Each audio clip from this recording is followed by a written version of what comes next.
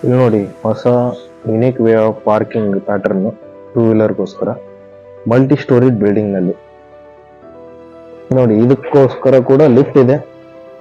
Bike ನ ramp ಮೂಲಕ ಹೋಗೋದು ನೀವು ನೋಡಿದಿರಿ, ಲಿಫ್ಟ್ ಮೂಲಕ ಹೋಗೋದು ನೋಡ್ಬೇಕಾ? ಇಲ್ಲಿ ನೋಡಿ, ಇದು ಲಿಫ್ಟ್. ಗಾಡಿ ಆಲ್ರೆಡಿ ಒಳಗಡೆ ಇದೆ. ಹಿಂದ್ಗಡೆ ಲಿಫ್ಟ್ ಬಾಗಿಲು ಕ್ಲೋಸ್ ಆಯ್ತು, ಮುಂದ್ಗಡೆ ಓಪನ್ ಆಗುತ್ತೆ. ಬರೋದು ಬೈಕ್ ಪಾರ್ಕ್ ಮಾಡೋದು.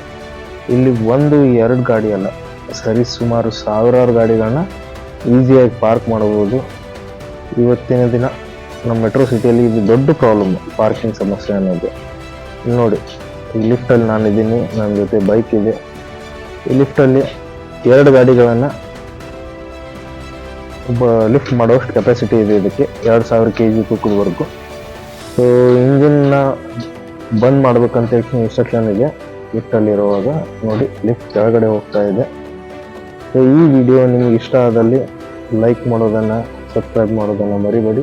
ಇಂಥ ಇನ್ನಷ್ಟು ವಿಡಿಯೋಗಳನ್ನ ನಿಮಗೆ ತೋರಿಸ್ತೀನಿ. ಇಲ್ಲಿ ನೋಡಿ, ಮುಂದ್ಗಡೆ ಬಾಗಿಲು ಓಪನ್ ಆಗುತ್ತೆ. ಗ್ರೌಂಡ್ ಫ್ಲೋರಿಗೆ ಬಂದ್ವಿ ನಾವು. 4th ಫ್ಲೋರ್ದಿಂದ ಲಿಫ್ಟ್ ಮುಖಾಂತರ ಈಸಿಯಾಗಿ ಹೊರಗಡೆ ಬರ್ಬೋದು. ಚೆನ್ನಾಗಿದೆಯಲ್ಲ ಕಾನ್ಸೆಪ್ಟ್ ಇದು.